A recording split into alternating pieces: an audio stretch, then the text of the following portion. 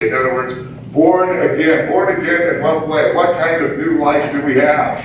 Well, the new life that a born-again believer who has trusted in Jesus alone and what Jesus did for him, rather than what he or a church can do for him, is that he's now been freed from the consequence of sin and death, and to some degree, even the power of sin over his everyday life. He's been freed from the Old Testament law and legalism, which was the issue in this book, in this letter. He's been freed from works righteousness. In other words, the idea that you've got to be good enough for God in order to earn salvation. That's not going to work. We're not under the burden of hoping that we're good enough for God, because Jesus Christ settled it. We're not good enough for God, but he made us good enough for God by